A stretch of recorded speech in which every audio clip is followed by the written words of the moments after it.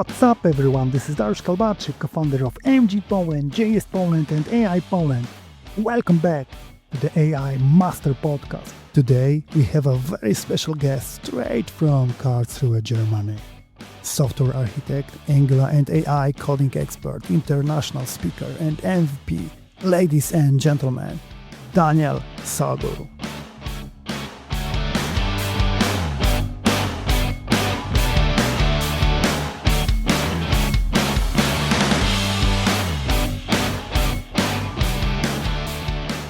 Hi Daniel, how are you? Hi, yes, I'm fine. Just went back from a short morning run. So I'm highly motivated and let's see. Perfect. So for those who don't know you yet, please tell us about yourself and what you do. My name is Daniel Sogl. I'm from Germany. I'm currently working as a software architect for a company called Thinktecture. And so our main focus is front-end development with Angular and back-end development with .NET and Python. And I also develop with Angular since 2015. So I studied computer science back then. And since then I'm still in love with Angular. So this is still my main tech. But in the last couple of years, I also started to focus more on this new topic called generative AI. So we will also talk about that. What's the biggest mindset shift developers need to make when moving from traditional coding to AI-assisted development? So from my perspective, the biggest shift in mindset is that instead of being just a coder and writing code by ourselves, we will switch more to this orchestrator role. So we are using a bunch of tools. We will also talk about them later, I will say. So we use those tools. They help us to write more code, and we are more in this orchestrator role, reviewing the code, telling those tools how to generate code or develop features. So this will be from my perspective and from what I'm doing in my daily business. See how this role will move. What was the turning point when AI tools become essential in your own workflow? Biggest turning point was, I would say, 2 years ago. So Microsoft launched GitHub Copilot. And in the first iterations, GitHub Copilot and the other tools out there only helped the developers to generate some lines of code. So it was really limited.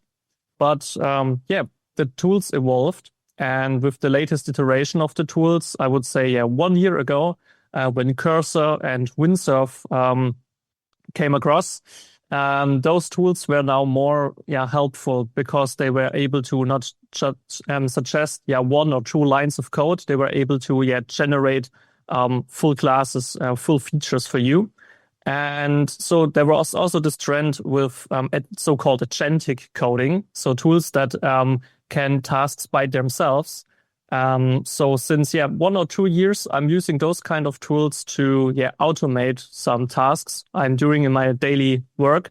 So this was the turning point when I see, those tools cannot just suggest new lines of code. They can also do tasks by themselves, and I only have to review the results at the end. With so many AI coding assistants on the market, how do you decide which one are worth adopting? That's a really good question. And many clients are also asking me this question every time when we have our initial AI coding workshops. Because, as you said, there are so many tools out there. There is no week without a new LLM releasing, a new tool releasing. A new company is telling you our tool is the best agentic AI coding tool out there. So I try to focus myself on the market leaders first, because in, for example, the enterprise sector, a lot of customers are already using GitHub and the Microsoft products. So it makes sense to use GitHub Copilot, for example. But what's also a thing is that all those kind of tools have some different features, but at the end they are working more or less the same. So I don't have to switch between all those tools on a weekly basis because there's a new tool out there. At the end, you can try out maybe one of those tools. It can be GitHub Copilot or some other tools. We will talk about them later. And use this tool and play around with it, get used to it. And if there is maybe a new killer feature out there, like there's a new LLM you like to use that is only maybe available with one of those tools, then I think it's fine to try out another tool. But at the end, the features are more or less the same. It's like you are like to develop with Visual Studio Code. Other developers like to use IntelliJ products, or you like to use NeoVim. At the end, you will create the same results, but some tools differ in some kind of features. But at the end, as I said, they work all the same. How the tools like GitHub Copilot, Cursor, Windsurf, Bolt, or Vizio differ in their approach? Yeah, there are, I would say, 3 categories of tools when it comes to coding or AI-assisted coding tools. So first, there are these prototyping tools like Bolt New V0, or one tool I also like to use a lot is called lovable.dev. So those kind of tools, they have a really simple UI. They look like ChatGPT. So you have a prompt window and you can tell, build me an application that helps me to, I don't know, manage my daily tasks, create me an application where I can manage my movies I like to watch, for example. And those tools are really fast, generating you this initial POCs. And you don't want to use the code they generate in production. So this is my perspective, but normally the code they are generating is fine, is okay. But as I said, they are used to create prototypes. Then there are 2 other categories when it comes to writing production-ready code. There, of course, are fully working development environments like GitHub Copilot and Visual Studio Code, or you can use Cursor or Windsurf. So those are normally forks of Visual Studio Code. So you have your normal IDE environment, your code editor. You can use a lot of plugins.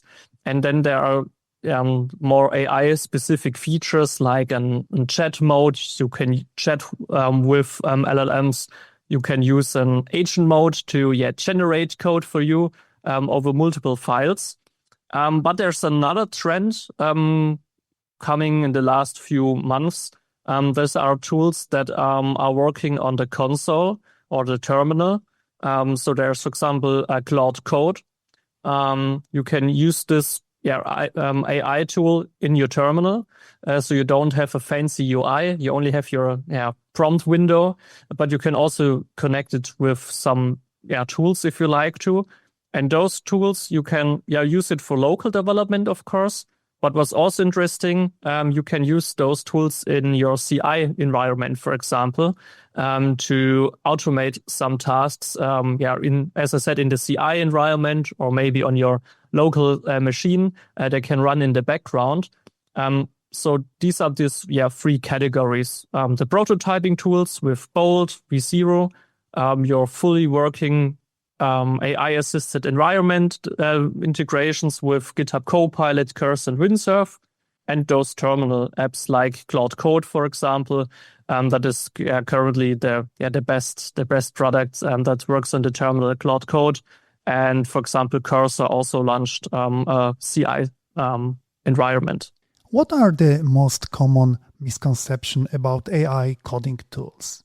I think the first myth normally is that AI will replace developers in the future. I think the reality is that developers will write less code in the future, but we still need developers that are able to understand code, that are able to review the code those tools will generate for us. So this is the first myth. So I don't think developers will be obsolete. We will write less code, but we still need all the knowledge to, as I said, to review the code those systems are generating for us. The second myth I hear often is that AI code is insecure, is bad, is maybe buggy. And from my perspective, the reality is that AI code is only as good as the prompts we are writing and how good the review process is at the end.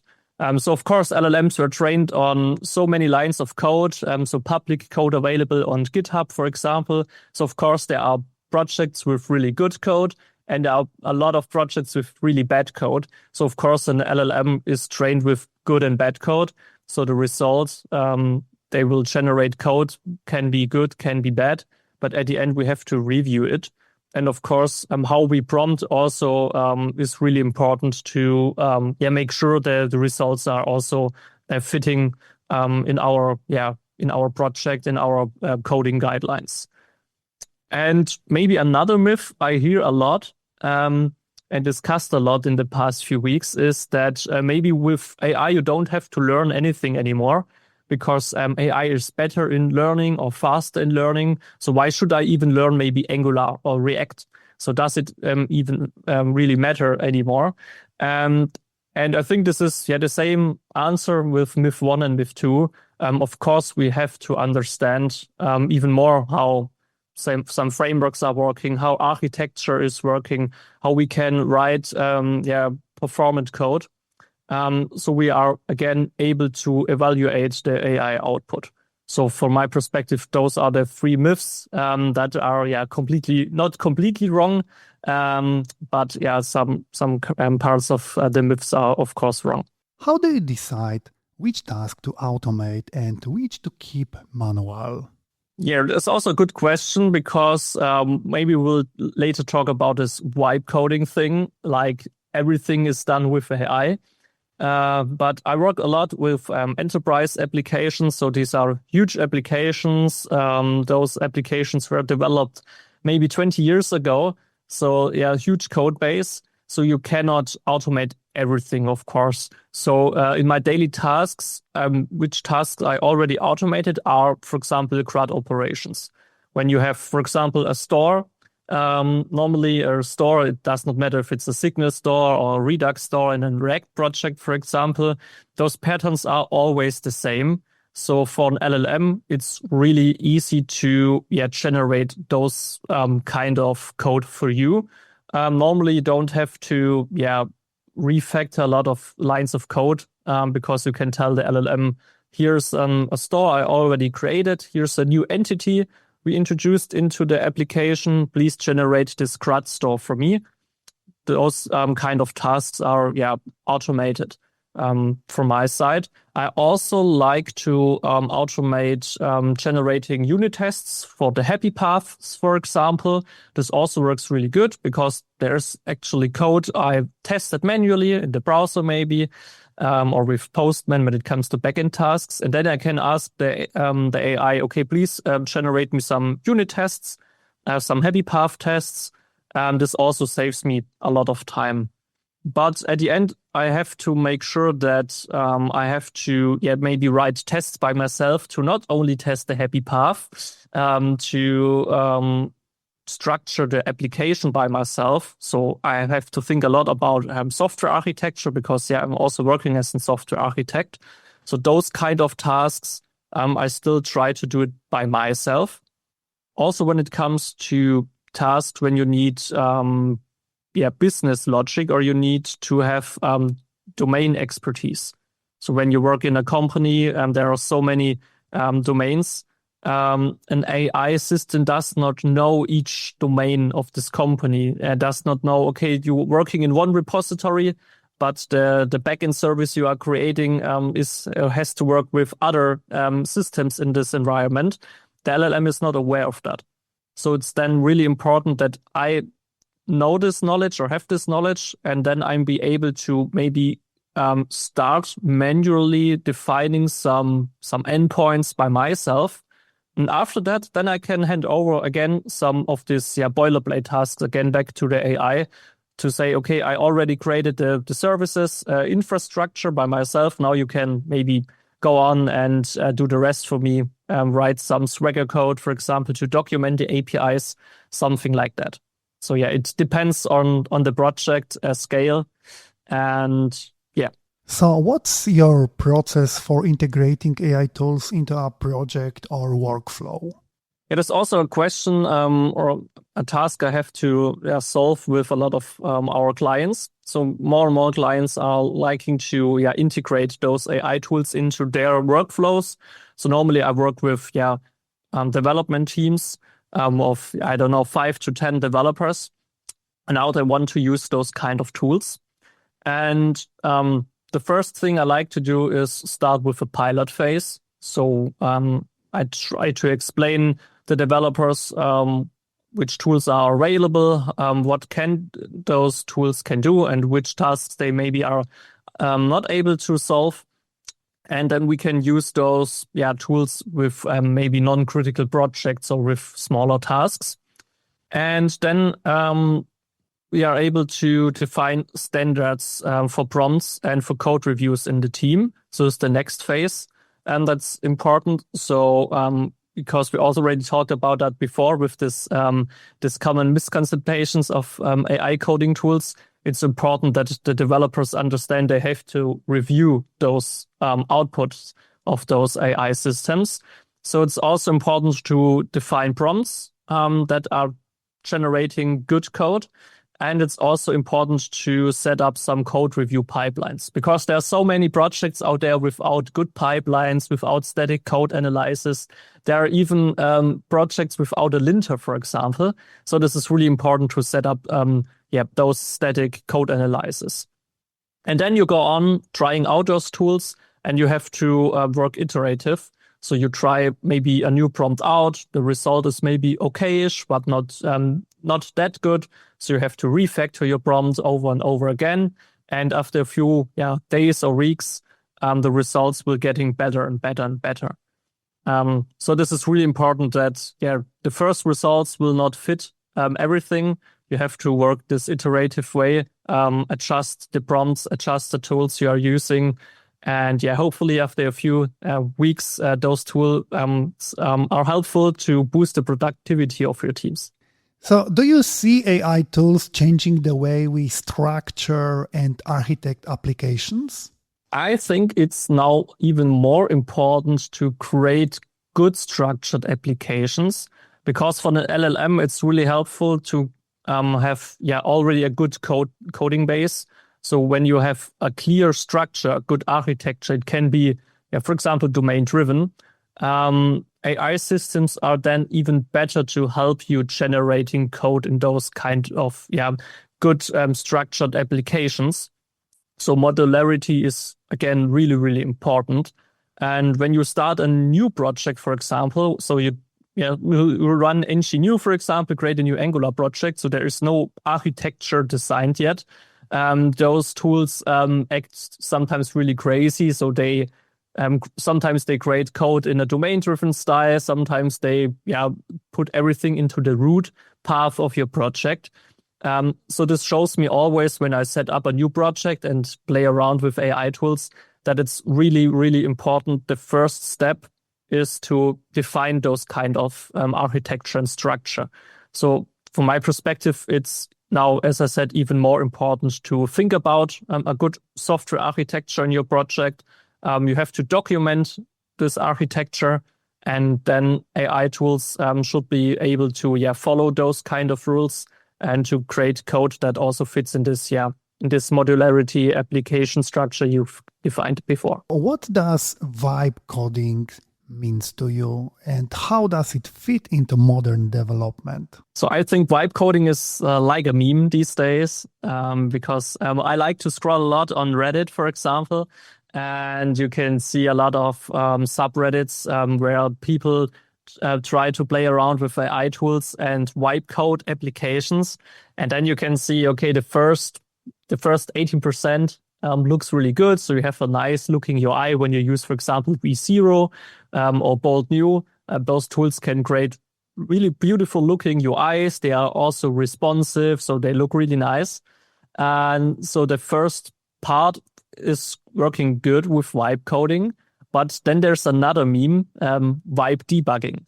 So when it comes then to try to add new features to a wipe-coded code base, sometimes those tools went crazy because we talked about this before. The architecture is maybe not defined well. There are so many duplicated lines of code maybe in your code base, and then those tools are failed to generate code for you. So then it's not wipe coding anymore, then it's wipe debugging. So I think it's more a meme than a real modern development flow currently. Maybe in a few months or years we will have systems that are really able to code by themselves without the help of a human. But currently for me it's just a meme. But it's fun to play around with tools to generate these prototypes in a few minutes using wipe coding. But let's see if in the future we will wipe code or if it will be a meme also in a few months. Do AI coding tools encourage more experimentation and creativity? Of course. For example, I have a lot of customers that like to try out something new. And in the past, they introduced us the idea they have, and then we have to say, okay, let's build a POC. This will maybe take 1 or 2 weeks. We will create this POC for you. Then we can come back to you and we can review it and we can take a look at the result. If the idea you had is working or not. And this is normally the fun part as a software developer. So you have a green field. You can maybe try out some new libraries and some new tools. But it's also frustrating in the past because maybe after 1 or 2 weeks the customer says, okay, the idea was okay, but let's try something out else because we have another good idea in mind. And so on the one side you are creative, but on the other side it was also a bit frustrating. And now with this prototyping tools, it's so much easier to try something out in a really short amount of time. So I'm currently also working in a project that started with a POC we've created with Windsurf, for example. So the customer told us that he had a problem, and then one of our consultants just entered some prompts into Windsurf and showed him an application. Look, we can build something like that is maybe able to solve your problem. And then the customer says, okay, this looks really good. Then he was also able to play around just by prompting, because with AI, people that are not software developers can also use this kind of tools to try out something, to be more creative, or try some do some experiments, what is possible, what is not possible. And so this is you can see that it helps you to be more creative with those kind of tools. You can save a lot of time, but you can also try out even more ideas you have in mind. So this was not possible a few months ago without those kind of tools. What are some real-world examples where AI tools reduce time to market? Yeah, for example, this project I talked about with our current customer, this was a good example because we were able to demonstrate that the idea can work in just 1 day. And now we are trying to build a really working application out of this POC we've created before. But also when you take a look into some other projects, for example, I work with some customers to automate migration of older software code to newer coding standards. This is also something that is working really good with AI tools. For example, Amazon also used AI to, I think, migrated Java 7 code to Java 21 code with the help of AI and reduced the work at about 70 or 80%. So those kind of tools are also really good when it comes to migrate existing or older code to newer code bases. That's also helpful. Can AI coding tools help junior developers learn faster, or do they risk creating dependency? So both scenarios are possible. I think first, because we also talked about this myths that maybe AI will replace developers, I think it's important to, still be able to understand code. So we need more junior developers also in the future, because developers like me will now work maybe 20 or 30 years. And then we need more younger developers. And those developers can use AI to learn faster. For example, my brother is using ChatGPT to learn Python. He's not studying computer science, something else, but he can use ChatGPT to learn, as I said, Python, for example, in a really short amount of time. So for me, this was not possible back in 2015. So I had to use Google. I have to use Stack Overflow. I also had to read some books to learn coding. I'm not sure if developers still will buy some books these days to learn. So I would say yes, developers or junior developers should use AI to learn faster. But I think it's also important that they use maybe so-called AI-free zones. So they should try to code by themselves without using AI. Maybe one example that is working really good with GitHub Copilot, for example, you can create so-called custom chat modes. So you can, at the end, define a system prompt that when you're using GitHub Copilot, the system prompt will be used. And I used this a few weeks ago with a customer. We created a custom chat mode for junior developers. So GitHub Copilot is, with this custom mode, is not generating code, but helps developers, junior developers, to understand problems. So they can use it to ask questions. And then GitHub Copilot helps them to understand the issue without explaining it directly or without generating code for them. So they still need to write code by themselves or understand the problems by themselves. So this is also really important, I would say. How can developers maintain and improve skills when much of the code is AI generated? Because I already talked about that with the questions before, is that we should use code reviews a lot to questioning maybe the results of AI. This also helps, personally, myself, it helps me to think critical about the results, to understand the suggestions of the AI. This is important. It's also still important, we also talked about that before, to understand some design system paradigms, some software architectures. So we need these strong fundamentals, of course, to be able to review the code those tools are generating. But what's also important is that we keep in touch with new technologies. So we should not let the AI generate everything, and maybe the AI is using a new cool library out there. We never heard of that, and looks like it's working. So let's choose that library.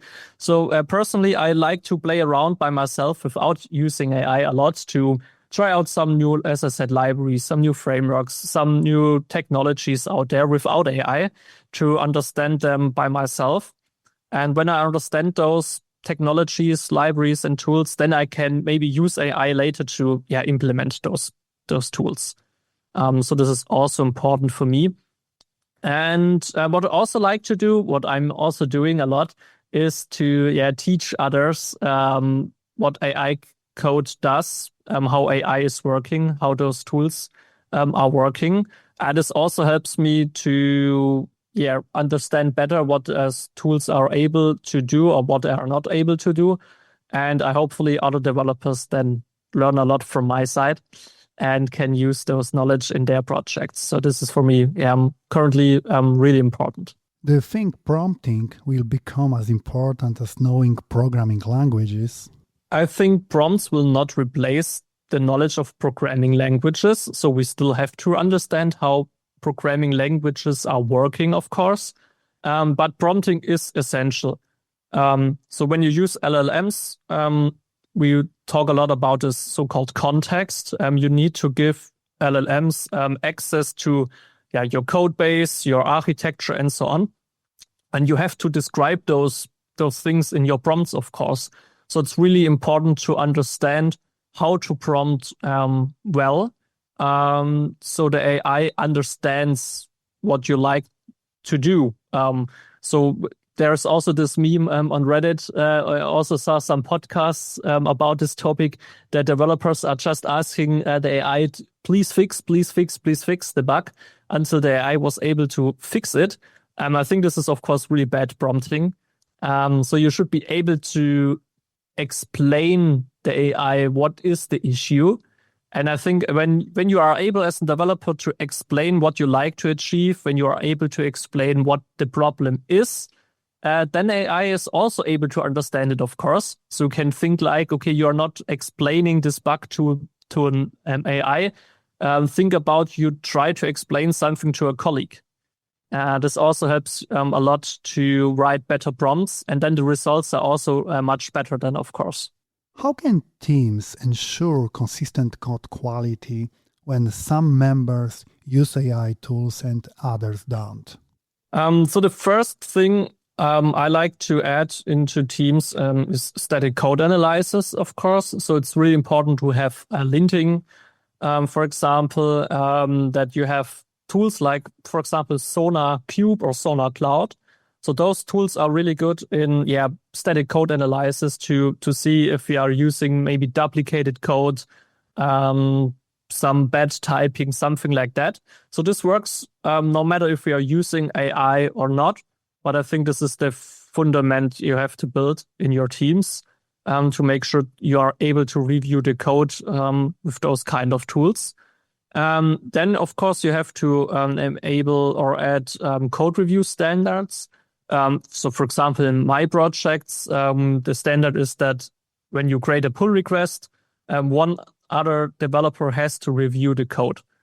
So there's always someone else that has to take a look again on your code base. This is also important. And of course, at the end, it's also important to train your teams how to use those kind of tools. So I think in the future, all developers will use AI tools. Maybe some will use it more, someone will use them less. But it's important to teach each other in the team and do some training, try out those kind of tools and know the limits. So this is also helpful to make sure that when you're using those kind of tools, the quality, the outcome of those tools will stay high. Of course, there are some more things we can talk about. For example, when it comes to specific tools like GitHub Copilot or Cursor or Windsurf or the other tools out there, there are so-called custom instruction files. So these are just markdown files at the end. And in those markdown files, you can specify, for example, your coding standards. You can say, okay, when you create TypeScript code, make sure you don't use any, for example. And those custom instruction files will be then added as extra context to your coding tools. And the LLM will use those instructions to generate code that follows your custom instructions. So this is also helpful. This is also the first things I do when I come to a new project and we set up AI tooling. Then the first thing I will normally do is create those custom instruction files, defining the architecture in Markdown, defining the coding standards, for example, referencing to the ESLint file. And this also helps that the generated code normally will follow those instructions, those coding standards. And then you don't have to refactor the code after the generation process over and over again. This saves you also a lot of time, of course. How can teams ensure AI-assisted speed doesn't compromise software quality? I think what's important when it comes to software quality, and this does not matter if you are using AI or not, is automated testing. So I'm also doing a lot of workshops and consultancy when it comes to software testing automation, for example, using Playwright. So with those tools, you can make sure that you can deliver fast. So I also had this problem in the past with some customers that like to release daily. So when they finished something, they want to release it at the end of the day. And if you want to be able to do this, you have to make sure that you have automated testing, of course. You need systems that make sure that the code you are shipping is working and you don't add bugs or reintroduce bugs you fixed maybe in the past. So this does not matter if you're using AI or not.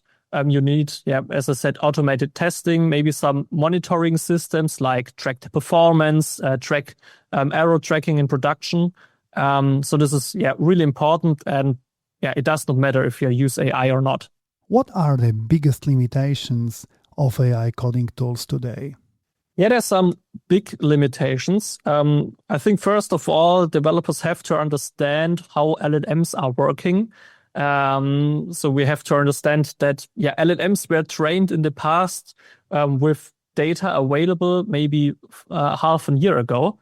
So when we talk, for example, about Angular introduces the new HTTP resource, and we are using an older GPT model. Of course, this GPT model does not know how the HTTP resource is working.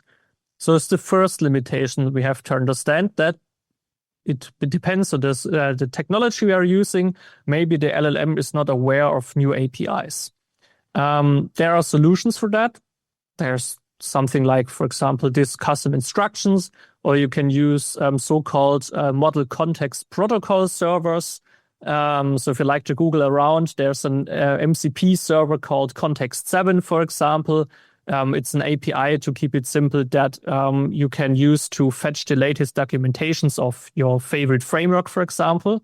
And this helps the LLM to add these parts of the documentation, add extra context, so it understands, for example, the latest Angular APIs.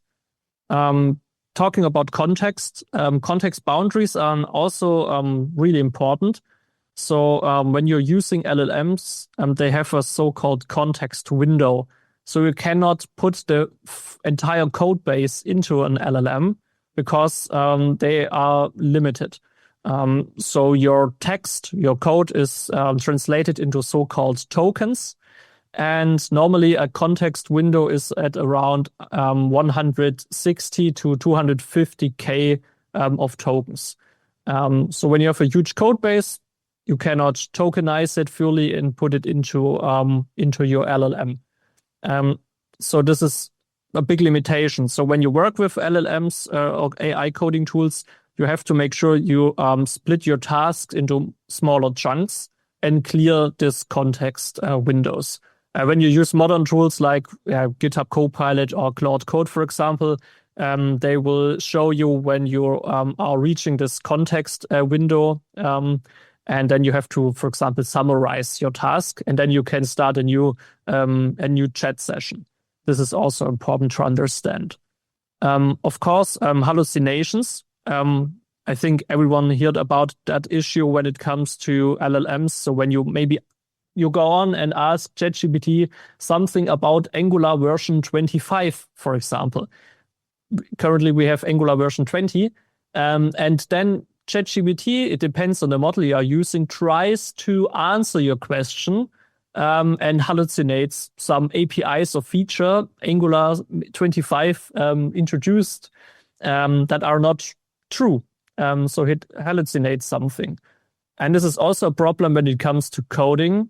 For example, you have a bug, and then the LLM creates some mock backend services for you that are working, that returning always true, for example.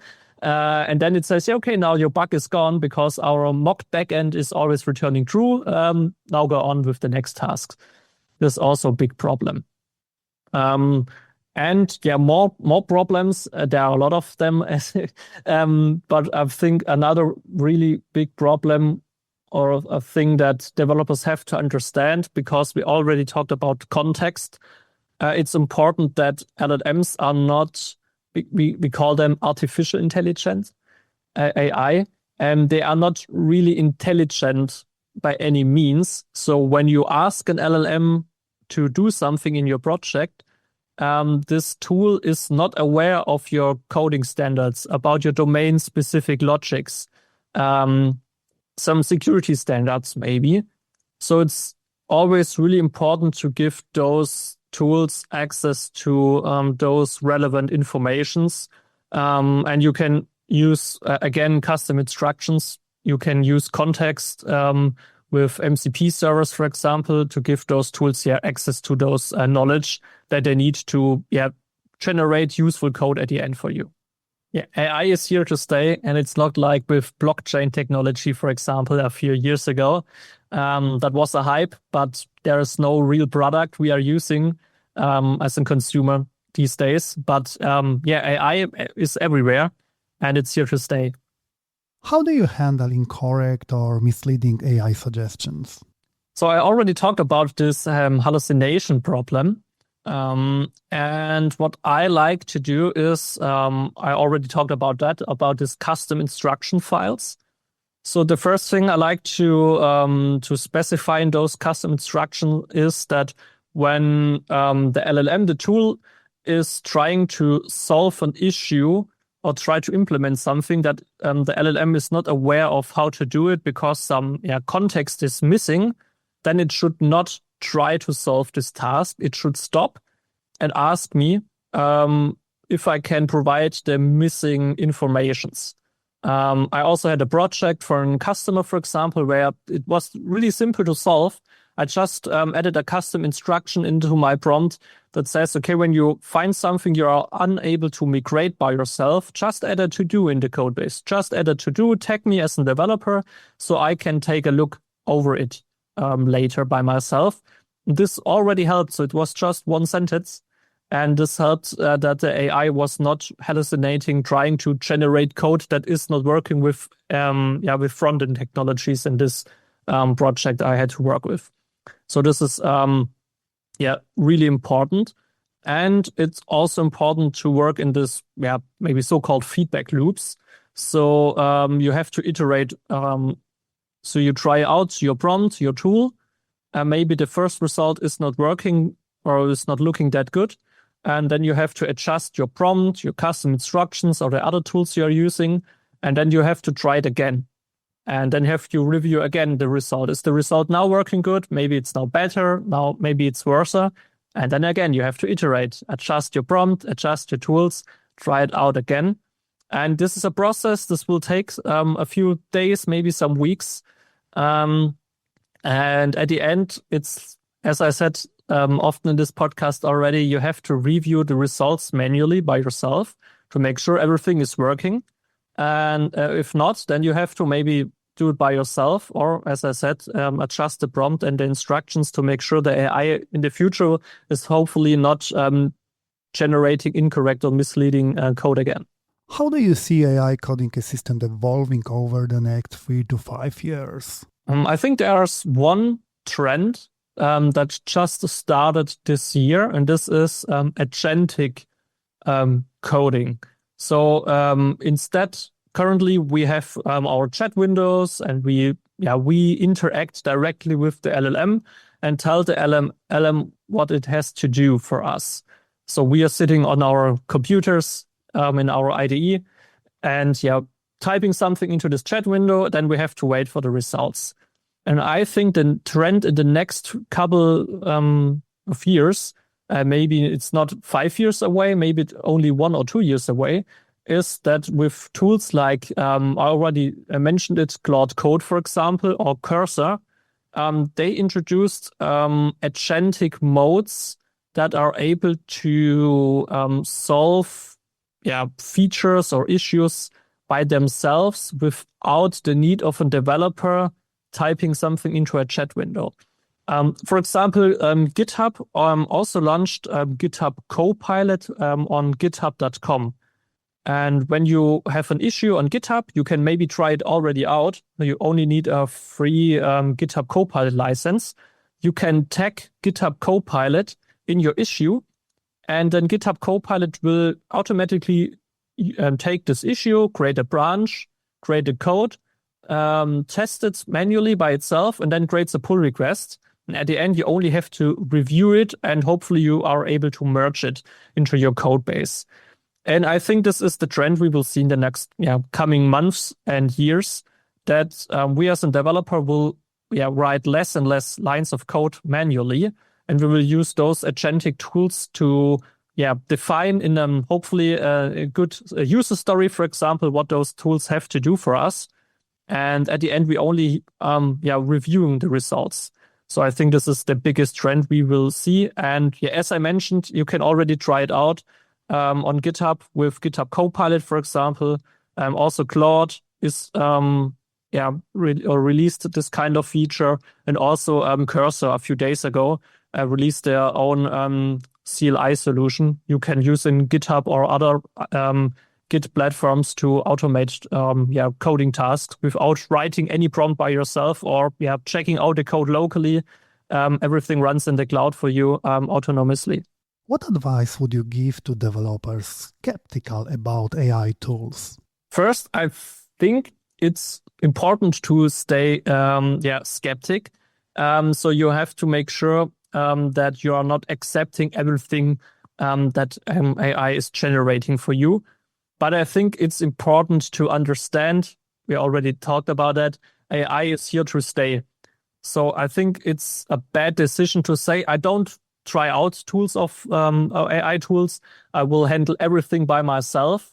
I think this is a big problem in the future when there's a developer that is maybe as experienced as you are, and the developer is also able to use AI tools, then of course he will be much more productive compared to you. Also maybe some less advanced developers, maybe they are not that good in writing the perfect Java backend code, but they are able to use AI tools, and those AI tools are able to write good Java code. Then a less advanced developer can use this kind of tools to be also more productive than you as a senior developer. So I will not say that you can lose your job in the future. I don't think so. But other developers, they can do some other things that makes maybe more fun than just debugging code. And they have now more freedom to try something out using POC tools or something like that. So it's important to try out those kind of tools. Of course, you have to stay in control at the end. I talked about it a lot. So, of course, you still need to be able to understand code. You should still, maybe read the changelog of your favorite framework to understand which new kind of features were introduced. What are the latest web APIs that may be important? Something like that. This is, also, really important. And what's also important, what I can say when I talk to other developers on my daily job, understand how LLMs are working. So maybe use ChatGPT to and use it to or ask ChatGPT how LLMs are working, so you understand the limits of LLMs. And you should also take a look which new LLMs are releasing. So, for example, there was this GPT-5 release a few days ago, and you should also be able to understand, okay, which LLMs could I use for which tasks? Because in the future, I think it's important to also know which LLMs, maybe generate the best code or maybe are the cheapest. It depends on the task, of course. So I think this is also important to learn in the future. How do you keep improving your skills as a software engineer? Yeah, so there are some days, normally weekends, I like to play around with some new tools or framework features by myself without using AI at all. So for example, I'm using Visual Studio Code. And when there's a new Angular release, for example, the HTTP resource API, I disable GitHub Copilot and take a look into the README by myself and the documentation and try to play around with the API by myself. So this helps me to understand the APIs. And when I'm able to understand the APIs, then I'm also able to use later AI to write better prompts. So the AI can use those new APIs for me, so don't have to write the code by myself, but I'm still able to understand the code. So this is normally what I'm doing. Also, I like to read a lot on Reddit, Medium, blog posts, for example. So I read a lot to stay informed, to understand the new trends of which libraries are out there, which frameworks are out there, to keep myself informed. And then when I'm when I think I understand the tool, the technology, then of course I again switch back to the AI tooling and use those kind of tools to generate the code for me here and there. But for me, it's important to understand what I'm doing, even without AI. What motivates you to stay productive and inspired in such a demanding role? Yeah, this is a really good question. What I like to do is I really like to teach my knowledge and share my knowledge with others. So this is what motivates myself a lot. Try to figure out things by myself, try to understand things by myself, and then be able to share this knowledge with others and to tell them, look what I tried out at the weekend, look what I learned about the latest features of the favorite frameworks I'm using. And this makes me also happy to see then when other developers are also able to use this kind of technology, give me good feedback. This makes me proud, and this motivates me the most. What's one thing about you that most people don't know? This is a really good question. When they don't know me yet, that I like to inspire other people. So for example, when I give a talk or a workshop, I'm not the normal workshop trainer that just does the agenda and tries to teach the people what's on the agenda and nothing more. I like to inspire people by giving them some more insights of my daily work. That hey, I tried something out a few days ago. I'd like to show you how this works. Then I ask the other people, okay, maybe tell me something about your problems. And when they tell me about their problems, I also like to help them to solve them in a way that helps them to solve the issue or understand the issue.